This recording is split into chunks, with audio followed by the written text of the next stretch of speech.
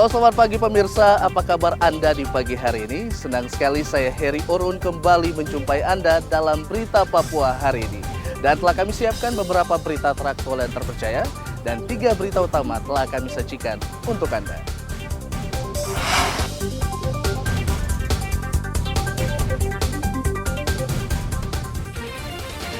Pecah ban, truk yang mengangkut 25 orang terbalik di Mimika, 5 penumpang tewas. Diduga karena korsleting listrik, 4 rumah toko di Timika ludes terbakar.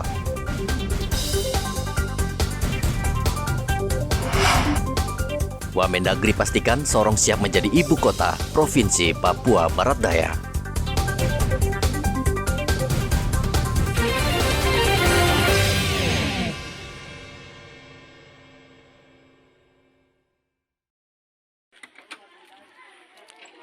Truk bermuatan 25 orang penumpang Rabu kemarin terbalik di Jalan Trans Nabire, Timika.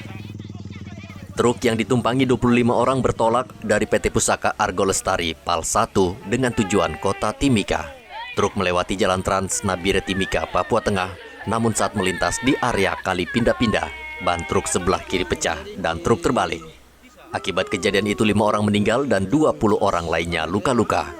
Seluruh korban langsung dievakuasi ke rumah sakit Mitra Masyarakat. Kasus kecelakaan ini langsung ditangani Satuan Lalu Lintas Timika. Pengemudi truk saat ini telah dibawa ke Mapolres dan seluruh korban yang terluka sedang dalam perawatan di rumah sakit. Dari Mimika, Papua Tengah, Igobat Momolin melaporkan.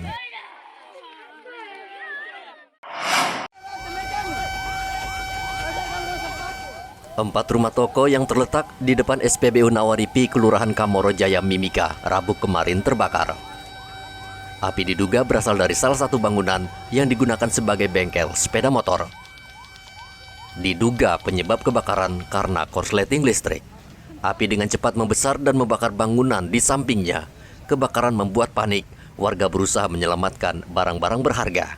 Laura, salah satu korban, mengatakan saat kebakaran tidak ada satu orang pun berada di dalam rumah toko, sehingga ia sangat terpukul harus mengikhlaskan seluruh harta benda miliknya dilalap si jago merah. Tapi tidak ada orang kayaknya. Tidak ada. Karena mama bilang, mama habis selesai masak tuh, mama ke rumahnya ada di belakang, Pak. Jadi, saya juga tidak tahu siapa yang di dalam rumah.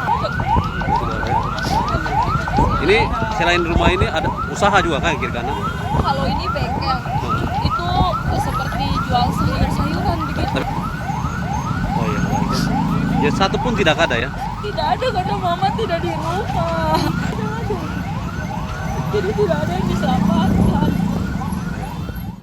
Selain bangunan, 2 mobil dan sepeda motor di dalam bengkel juga hangus terbakar. Untuk memadamkan api, pemadam kebakaran dari Badan Penanggulangan Bencana Daerah mengerahkan 5 unit mobil pemadam. Ya, karena sangat berbahaya sekali karena pas dia berada tepat di depan pompa bensin, sehingga memang harus cepat kita antisipasi. Jadi, lalu untuk yang terbakar di sebelah bengkel, lalu bengkel yang ini rumah apa namanya tempat apa mebel dan apa air minum. Depot air yang ini.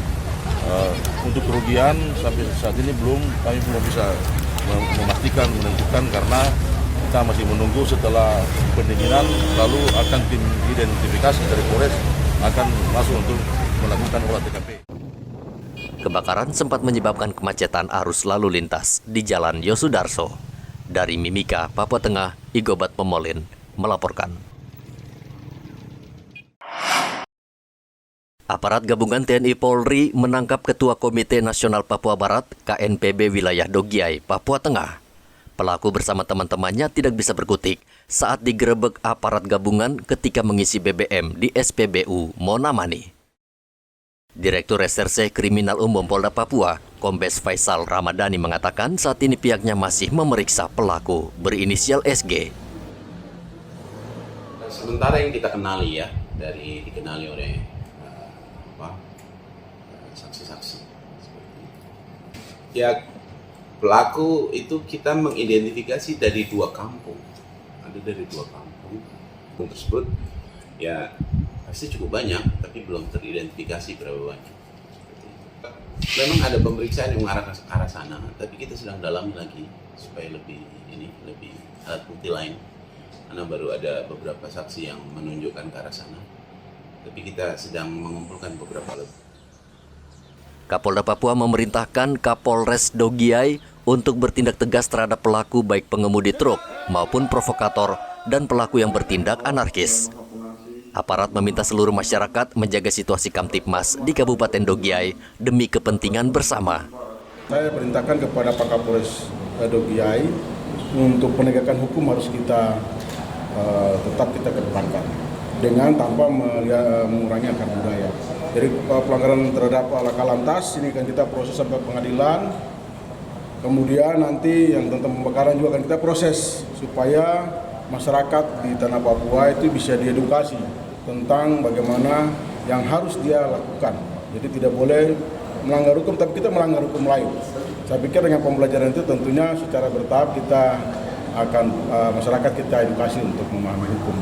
Tanpa kita tentunya Polres sudah minta untuk perhatikan akar budaya masing-masing. Kita masuk Polres itu kan ada penolakan. Di jalan waktu kan tentunya itu ada masyarakat yang suka, ada yang tidak. Tentunya di Papua ini kan kalau kita membiarkan itu kan akan makin meningkat. Tetapi kepolisian kan sudah mengambil sikap. Dengan ketegasan kita berusaha juga kan secara perlahan kita dekati semua masyarakat, khususnya di Dogiai ini kan ada dua kelompok besar. Kita tanpa melihat kelompok A, kelompok B, polisi mau supaya tidak boleh berulang terus. Kan ada negara itu tidak boleh kalah dalam hal-hal seperti ini, sehingga kita pasti hadirkan aparat di sana. Kita jaga keamanan, semua muncul keamanan di Dogiai. Mudah-mudahan pemerintahan bisa jalan dan para pejabat pemerintah juga bisa kembali ke Dogiai untuk melaksanakan pemerintahan dengan baik sehingga masyarakat bisa dilayani. Sebelumnya, sekelompok massa mengamuk di Kampung Ikebo, Kabupaten Dogiai, Papua Tengah, dipicu kasus kecelakaan lalu lintas yang menyebabkan seorang bocah bernama Noldigo tertabrak truk lalu meninggal dunia. Dalam kerusuhan ini 1 orang meninggal dunia dan 4 polisi terluka, serta puluhan rumah dibakar. Dari Dogiai, Audi dan Hendra melaporkan.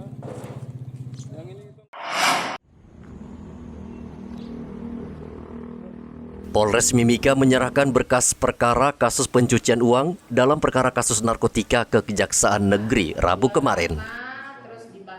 Bersamaan dengan berkas perkara, polisi juga menyerahkan tersangka Irfan beserta sejumlah barang bukti. Irfan sebelumnya ditangkap pada tanggal 15 Januari 2022. Tersangka memproduksi dan menjual narkotika jenis tembakau sintetis dengan mempergunakan rekening orang lain sebagai rekening penerima. Uang hasil penjualan kemudian dikirim ke rekening pribadinya. Dari hasil penyelidikan, uang hasil penjualan narkotika sempat dibelikan 1 sepeda motor dan 1 mobil. Polisi menjerat tersangka dengan hukuman penjara 9 tahun. Akan tahap 2 atau penyerahan tersangka dan barang bukti tersangka tindak pidana pencucian uang hasil tindak pidana narkotika dengan tersangka ISM dengan barang bukti 1 mobil ras dan ada 1 unit mobil motor Kawasaki yang ada di belakang. Nah, kemudian ada berapa uang sejumlah 700.000 dan nomor rekening dari tersangka. Pelaku saat ini sudah menjadi tahanan Kejaksaan Negeri Timika dan dalam waktu dekat perkaranya akan segera disidangkan. Dari Mimika, Papua Tengah, Igobat Momolin melaporkan.